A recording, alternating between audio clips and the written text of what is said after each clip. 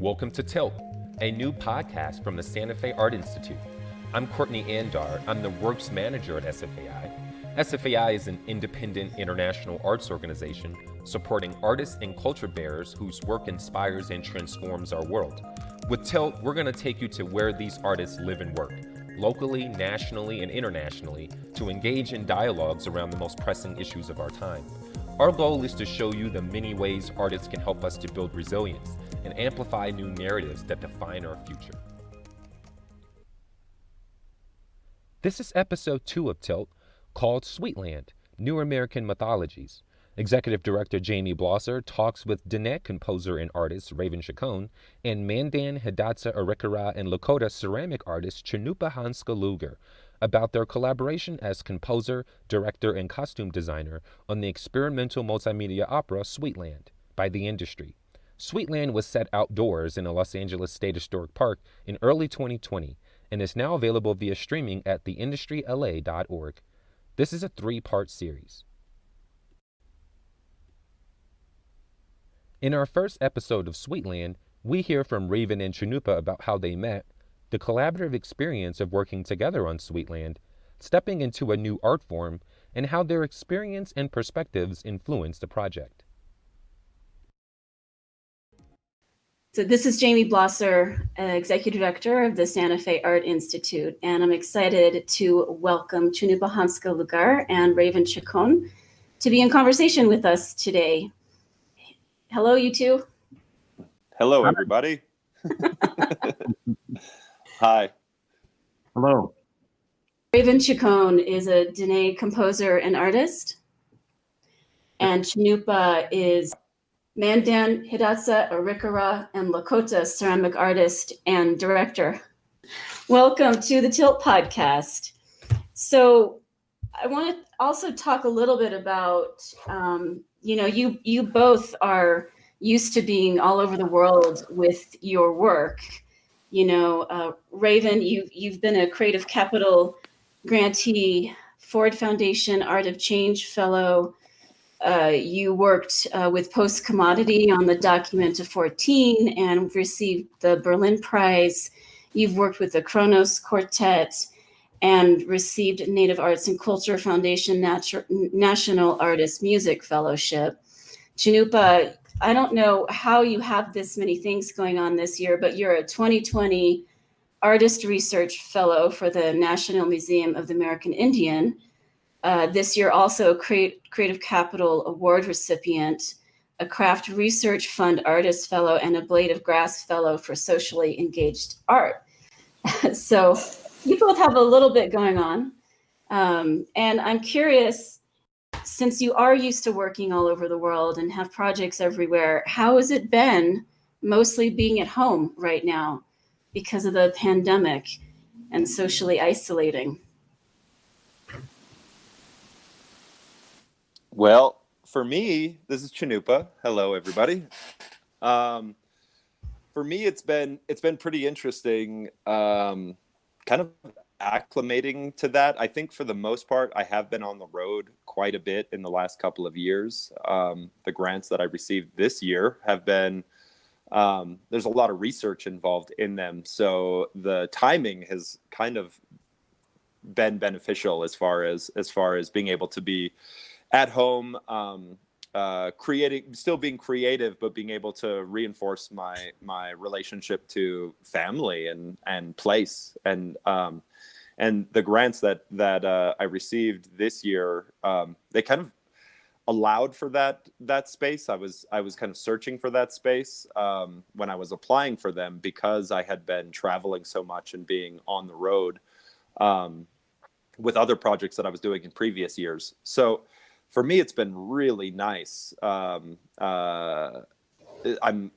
quite privileged in my where I live. I live in Glorieta, New Mexico, so it's like 15-20 minutes outside of Santa Fe, and it's up in it's like 1,000 feet higher than Santa Fe. So I'm up in the Ponderosa Pines forests out in this region, and it's been really nice, actually, doing some gardening and stuff like that. I would say one of the challenges is it's difficult. I've been having trouble getting motivated in the studio outside of research and things like that. Being able to actually make and create without having a pressing deadline turns out is kind of difficult for me as an artist, you know. So I'm just now starting to get back into it because I do have some things on the schedule that are like, you got to get to work, son. So I'm doing that now. Yeah, I think deadlines are parameters of creativity. Yeah. Raven, how about yourself? Some similarities there. I'm a lifelong Albuquerque resident. I've lived here most of my life, but I feel like I've been on the road for 15 years, really. Whether it was playing music or, you know, when I started working with Post Commodity about 10 years ago. Also, a lot of those projects required us to do, you know, installation or attendance in you know, wherever we were working. And yeah, I feel like you know, every now and then I would pop into Albuquerque where I have a house, but I was just never here. And you know, that's kind of the life of a musician. But so really since March, this has been the longest I've been at home, which I think is great. And you know, I have a studio here, and I think the difference in what Cannupa was saying is that I had these projects and these deadlines, and everything kind of, you know, was halted when the quarantine started. But then as people are trying to plan for the future and start things up again, all of the deadlines started you know, crashing into each other and started ending up all in maybe September or October. So that's been my motivation to get things done, because everything is due, and there's been no break really for myself. But on the other hand, this has been a really good time to go back into other projects, specifically recording projects that I had done, you know, over the past 5 years or so. And you know, it's sitting on a hard drive or sitting on tapes, and now I have the time to revisit those and, you know, finish those projects, especially since there's not going to be an opportunity to perform live anytime soon. So as far as I know, before this Sweetland project together, you all hadn't collaborated together. And I'm curious to know how you met. It's such a small world, right, in New Mexico.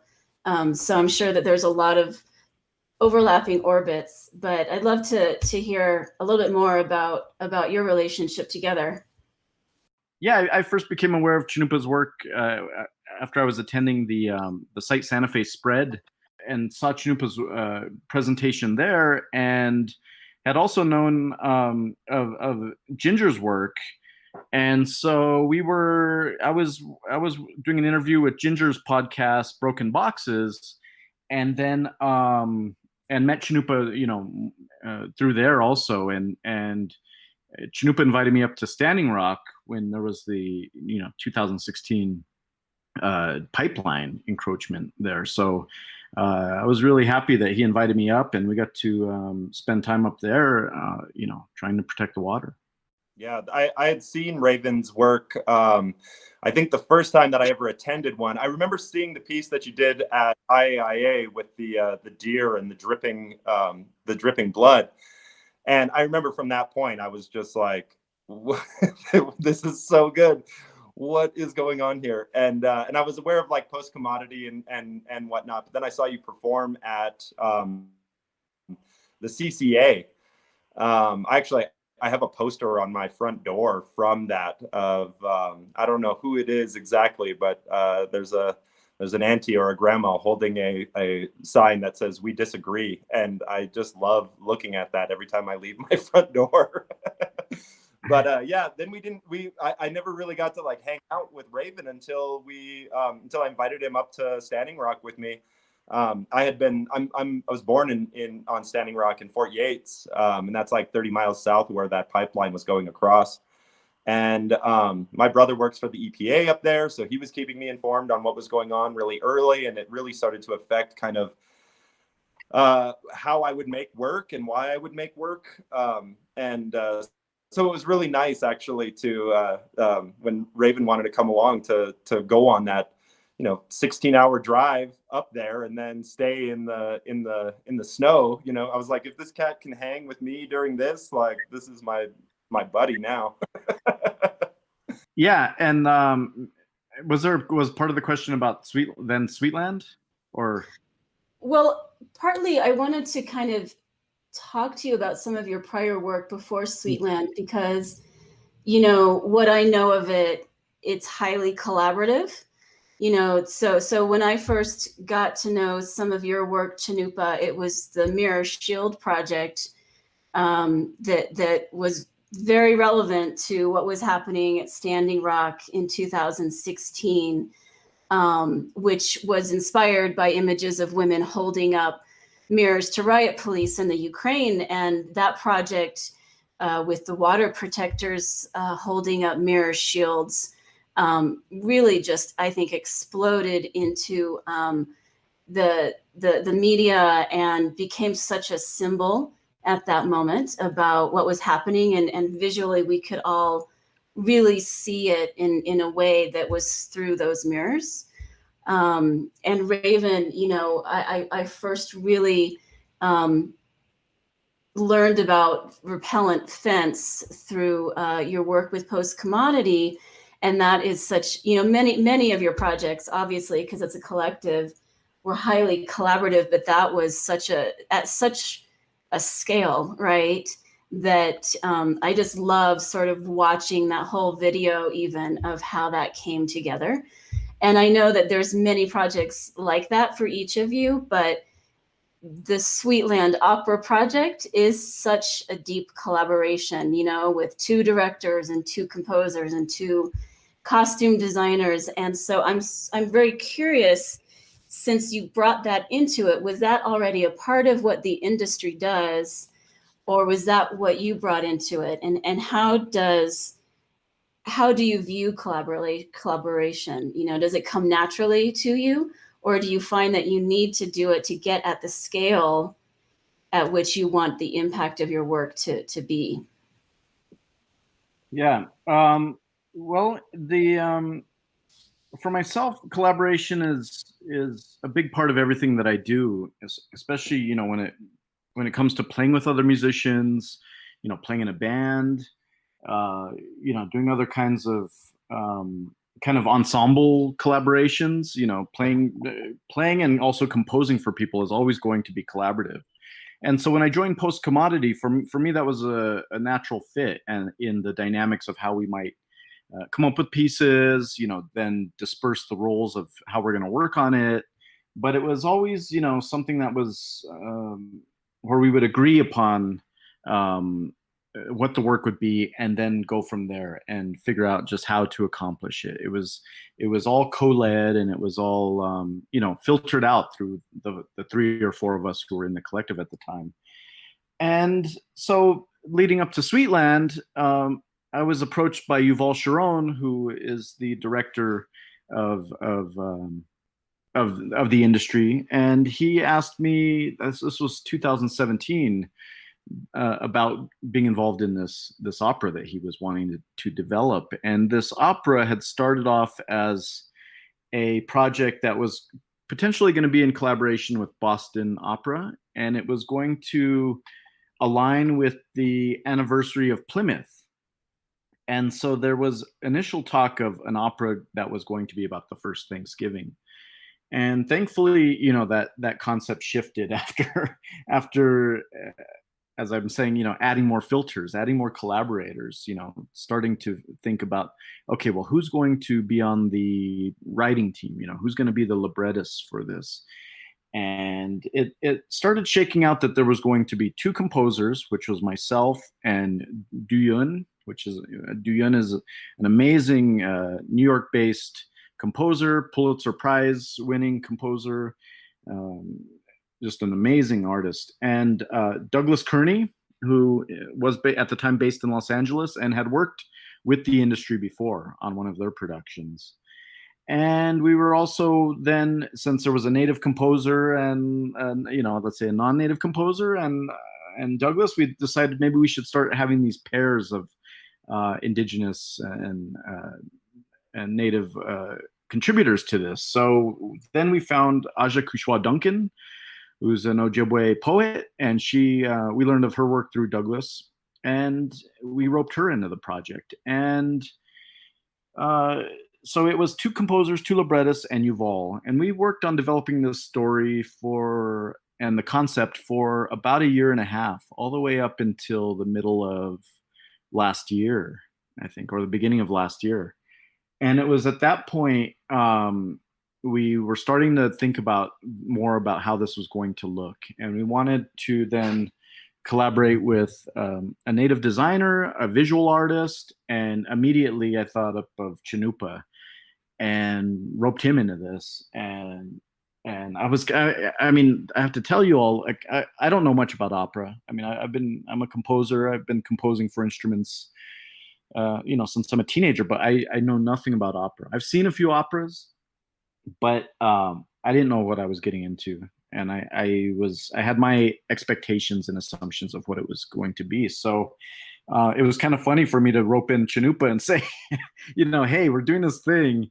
I don't know what it is going to turn out like, but I have a feeling it's going to be pretty amazing. And, we've been doing a lot of work on it. And so he jumped right into it, and he can tell you what happened next. That's great. And I think that what you're saying about those layers, you're really speaking to what happens in collaboration where there is that sort of flatness and hierarchy, which is really clear actually in the production itself. So, because you allow those different voices to come in and out, you allow sort of a lot of critical thinking about, do we need an opera about the first Thanksgiving, or could this be something much more complex, which it is, and it's fantastic. So yeah, Cannupa, I'd love to hear what this collaborative experience was for you and what you already had to draw upon with prior collaborations.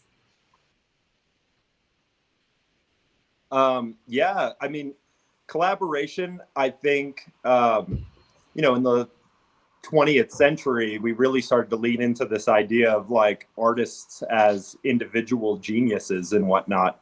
But the fact of the matter is we've never, ever done anything alone, like ever.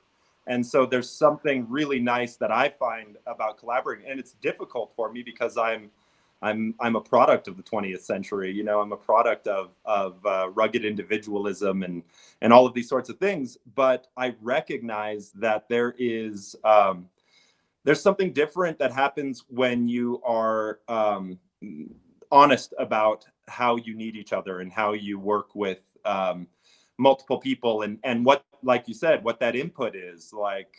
Having all of these multiple filters, it allows you not to carry that weight alone and share, a variety of perspectives.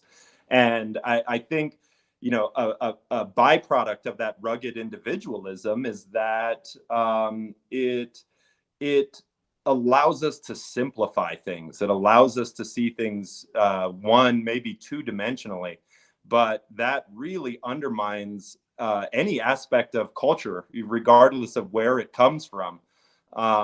Culture is in flux, culture is constantly varied.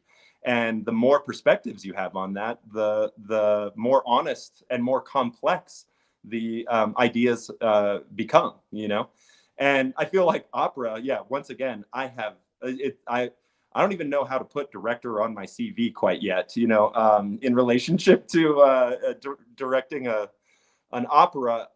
Raven asked me to come on to this project and as like a costume designer.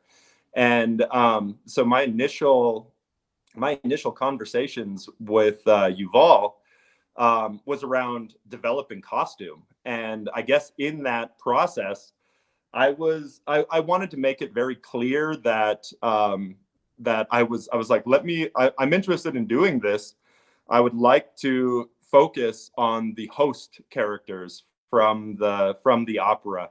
And I was like, perhaps you find somebody else to do the arrivals so that when these two different cultures come together, the look of their regalia, of their clothing, is from two different paradigms, you know. And we can talk about that that collision of culture just by the aesthetics of the appearances of the people. And I was like, and if I'm going to do the hosts, I think it's important that whatever I develop for their costume, it should somehow relate to the set, you know, and the scene, so that the landscape itself becomes a part of their regalia. And I don't know why, all of these different, you know, aspects of developing the costume for this opera started motoring me towards like deciding looks on sets and scenes and stuff like that. And yeah, you've all shortly thereafter, I think we talked like twice before he came back and asked, he was like, look, we have 2 composers, we have 2 librettists. I don't think I should direct this alone. I think we should have 2 directors. And he's like, you shared so much already, I wouldn't feel right asking anybody else before you. Would you be interested in doing this, you know? And I was like, I don't know anything about opera or direction or anything along those lines. You know, give me a few days to think about it, you know, to think about it. And of course, I immediately got a hold of Raven and was just like, what have you pulled me into, man? Like, what is opera? Why are we doing opera, you know?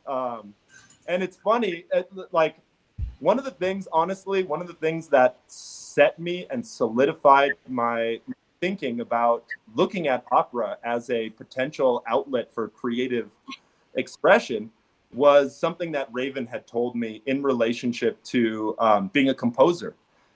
He had said that, you know, as the world is changing and everything is becoming globalized, and all of these conversations are going online and people are talking to each other, and everything is shifting. He's like, all the philharmonics in the world are consolidating and getting smaller. The audience is getting smaller.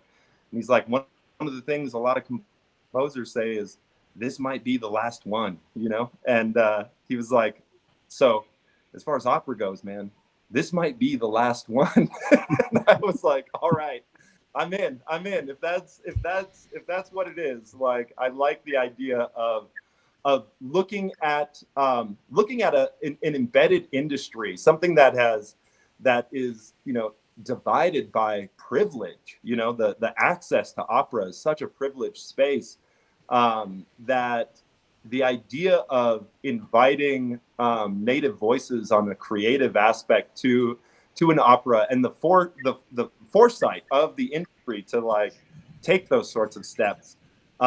You know, on one hand, we can produce something that's incredible, but if it's successful, it could change the direction of the institution of opera itself, you know. And that's what I was really interested in, that idea. And I was honored, to be quite frank, honored that Raven would bring me into the project in the first place, and then to be, you know, put in the position of co-direction on an opera. I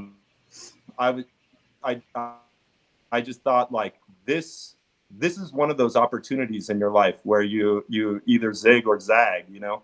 And I was like, I'm gonna lean into it. I have no background, but maybe that can be one of my strongest assets to the institution of opera, you know.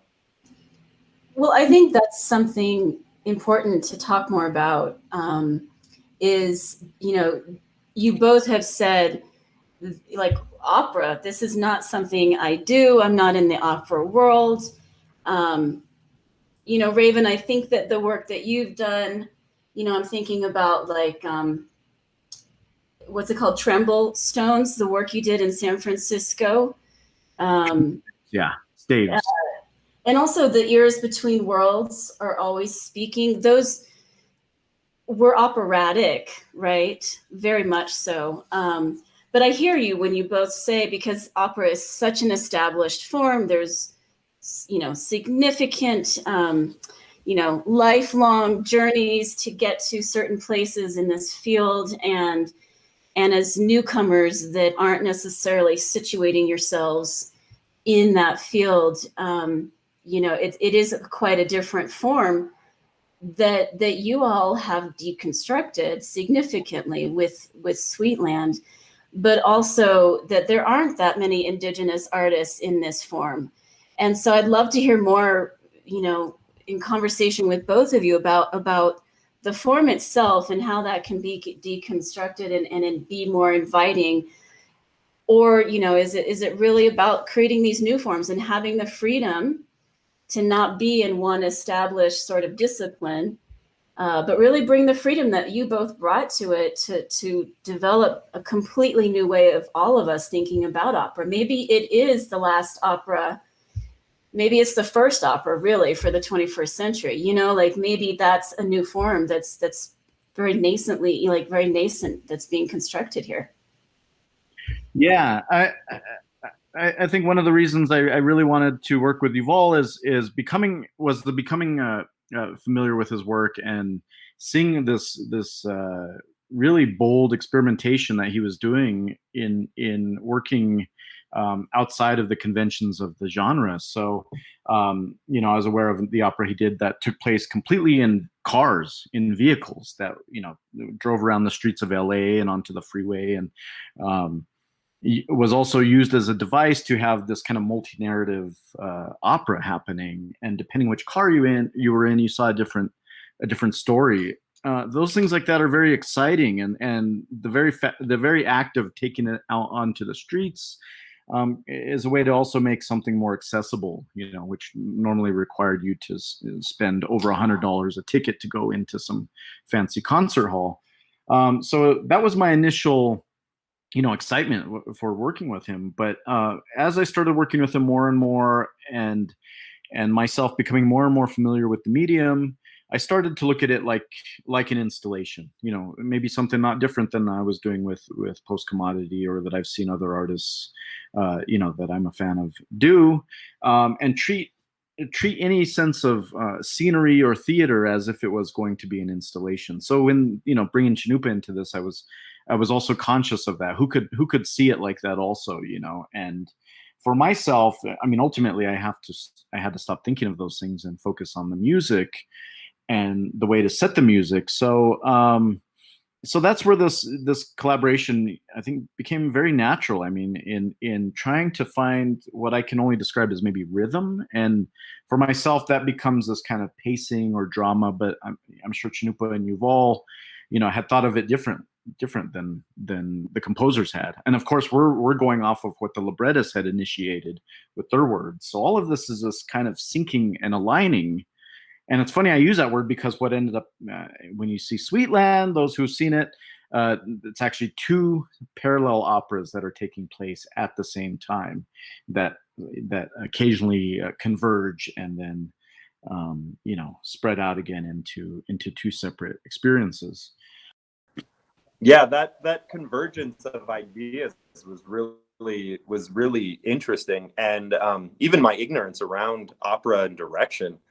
I started doing the same thing as Raven had mentioned, like looking at it not as my preconceived idea of what opera is, but like the first thing when I agreed to come on as a co-director for it, I asked Yuval, like, so opera, that's Italian. What does it mean? What does that translate to in English? And he said, it's to work, it's to work. And that made me confident. I was like, well, I'm a country boy from North Dakota. I know how to work, and he was giving me a little bit of a background on it, on the history of opera, which was, all of these different art forms coming together to produce some sort of idea that's homogenous, or not necessarily homogenous, but congruent with one another. And it's all these different backgrounds coming together to work, to opera. And I really liked that aspect of it. And I thought a lot about that notion of it. And I started to realize that opera I would joke around with Yuval and anybody who would talk to me during the whole thing. I was like, opera is a little prince, you know, it's young. It's a baby in the world of creating united ideas. I'm like, this isn't that far from what I understand of like cultural ceremony, you know, any of those sorts of things. So I was like, turns out I do have somewhat of a background in that, just from just from being a living human being in the world, you know, and having access to culture and ceremony and practices along those lines. I started to look at this idea of opera as like a way to express an idea with a bunch of different contributors, you know. And as we had 2 librettists, 2 composers, 2 directors now, we ended up having 2 costume designers, you know. There's like all of these different inputs that allowed this sort of like check and balance, you know, aspect in the creative process. And yeah, like negotiating the all of these different inputs and all of this different information was like a really kind of nice challenge to take me out of sitting in a studio and producing work or exhibiting work in a museum or gallery or something along those lines, to do something durational and something that actually was embedded in the landscape that the opera took place. Like even the the police helicopters were their station was near the park that this was produced, so the helicopters would fly over the top of the head of the audience, and geese, and there were so many different aspects that were kind of incorporated into this that that we couldn't plan for or account for. But by having a more open conversation around what this is going to be, I don't know, it produced something really beautiful that was really site specific and was a lot like what I was familiar with as far as producing installation. Thank you to Raven and Cannupa for helping us to understand so much about your collaboration on Sweetland and the experience you each had of stepping into a totally new art form and your own perspectives on working in opera as Indigenous artists. And thanks to all of you for listening. This is a 3-part series. You can download part 2 to hear Raven and Cannupa describe the structural aspects of Sweetland, the alternative narratives the opera constructs around the story of America, and the significance of its location in the Los Angeles State Historical Park. And watch the Sweetland Opera for yourself by downloading it at theindustryla.org.